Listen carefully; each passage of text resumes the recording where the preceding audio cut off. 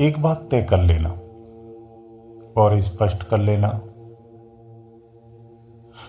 कि आप अपने जीवन में जिस देवता जिस शक्ति पर भी आस्था रखते हो, आपकी गति भी वही होनी है। जब तक ये शरीर है तब तक आप इस शरीर अवस्था में हो। शरीर त्यागने के उपरांत आप उसी स्थिति में जाने वाले हो।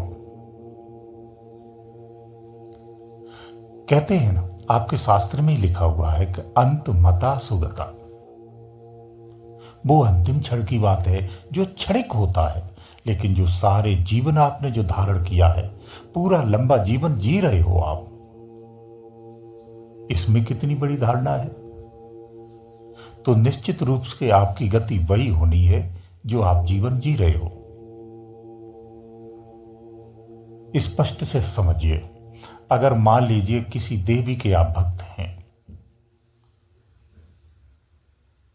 तो आप जब शरीर त्यागेंगे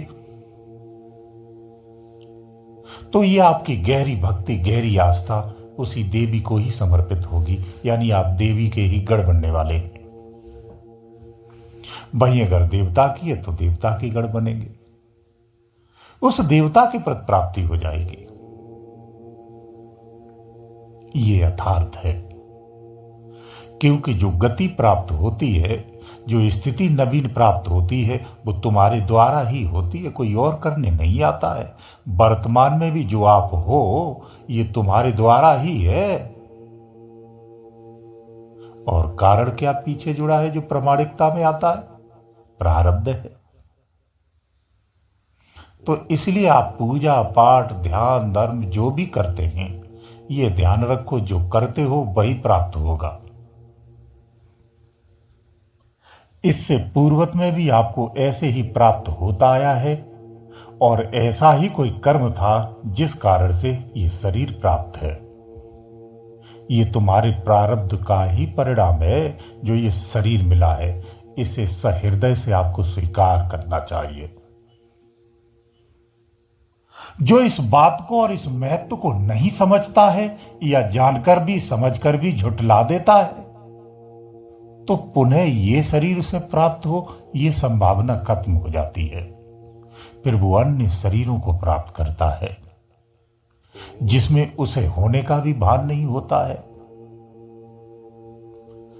केवल दंड का अधिकारी होता है, दंडात्मक शरीर को ही प्राप्त करके उसे भोग भोगता है,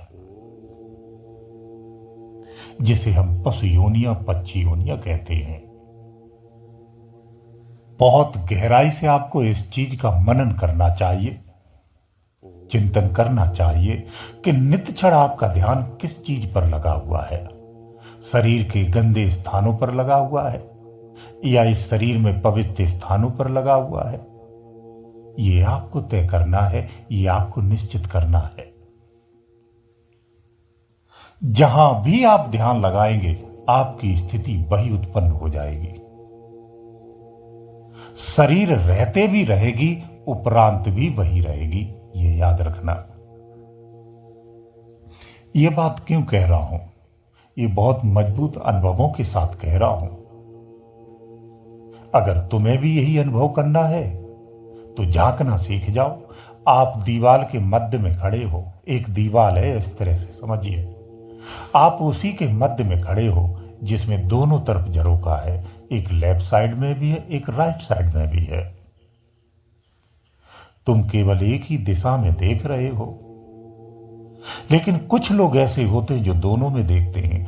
कुछ क्षण इधर भी देखते हैं, कुछ क्षण इधर भी देख लेते हैं, लेकिन देख वही पाते हैं जो स्थिर है, जो एक जगह बैठा हुआ स्थिर होकर के और अपनी निगाहों को मजबूती से जमाए हुए है। वो देख लेता है, वो इधर भी देखता है, वो उधर भी देखता है। तो वो दोनों को देख करके ये तुलना कर लेता है कि क्या उचित है और क्या अनुचित है। तो उचित और अनुचित का सही भेद वही जानता है जो स्थिर होकर के स्थिर दृष्टि से पूर्ण पवित्रता के साथ शुद्ध दृष्टि से देखता है, चाहे वो लेफ्ट देखे चाहे वो राइट देखे, तो दोनों को जब शुद्ध चित्त से देखता है तो वास्तविकता को देख लेता है, उचित और अनुचित का सही चुनाव कर लेता है। इसलिए स्थूलवत समझिए, चित्त अगर आपका मलिन है तो आप दुविधा में रहने वाले हैं। शीशे पर अगर अधिक गंदगी हो तो स्कैन मशीन उसे स्कैन नहीं कर पाती है। ऐसे ही तुम्हारी स्कैन मशीन जब चित्त मलिन होता है तो सही से स्कैन नहीं कर पाती है और आप सही चीज को नहीं समझ पाते हैं। आवश्यकता के अनुसार यानी भूख के अनुसार किया गया भोजन अमृत के समान होता है, परंतु भूख से अधिक ग्रहण किया गया भोजन वो जीवनदायी नहीं, विष हो जाता है, जानलेवा हो जाता है। तुम्हारी दृष्टि और तुम्हारा चिंतन, तुम्हारा ध्यान अगर मलिन चीजों पर है, मलिन विषयों पर है, तो ये पशुवत चिंतन है, क्योंकि पशु भी सिर्फ इतना ही चिंतन करता है। फिर मनुष्य प्रवृत्ति में न आप नहीं है, क्योंकि ध्यान रखो, जो शरीर की आवश्यकताएं हैं उस पूर्ति तक तो संभव है। जब उस पूर्ति की सीमाओं को लांघ जाते हैं तो वो आवश्यकताएं आपकी और वो पूर्ति आपकी नाश का कारण बनती है।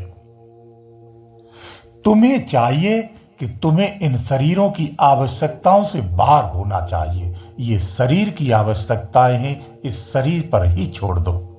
तुम्हें इन आवश्यकताओं से अलग होना चाहिए, क्योंकि ये सब तुम्हारी नहीं है, तुम इससे बहुत परे हो।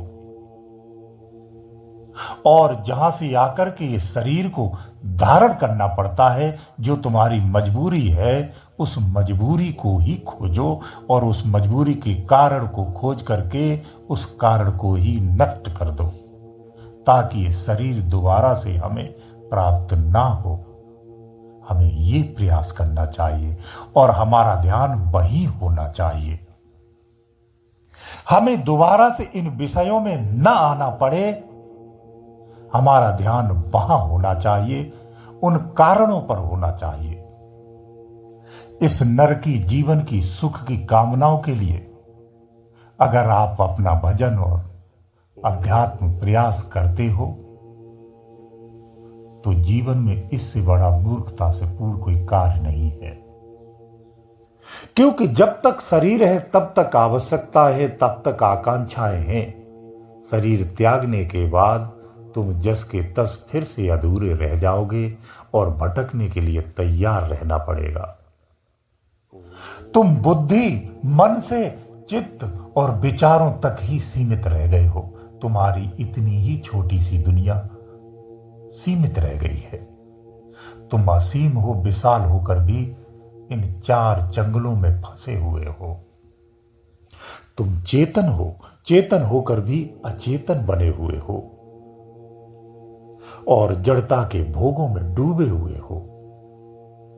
इसलिए इन पूजा पाठों से, इन मान्यताओं से और इन आकांक्षाओं और इच्छाओं से ऊपर उठना सीखो। इससे ऊपर उठ जाओगे तो निज की पावर को जान जाओगे, अपनी असीम क्षमता को पहचान लोगे। तुम विशाल दुनिया के बादशाह होकर के एक दुनिया में छोटे से पिंजड़े में आकर के कैद हो गए हो। यहां से आजादी पानी है।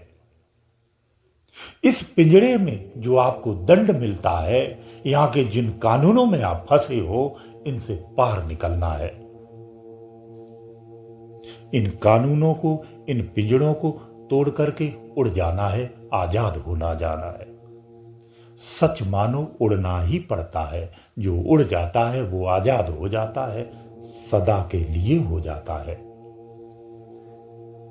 सच ये है कि आप उड़ सकते हो, असीम उड़ान भर सकते हो, परंतु तुम भूल गए हो कि हमें कैसे उड़ना है। इसलिए किसी सतगुरु की शरण पकड़ो और उड़ना सीख जाओ। अपनी याद को वापस ले आओ और आकाश में उड़ जाओ। सदा सदा के लिए आजाद हो जाओ। गुरुदेव दयालु।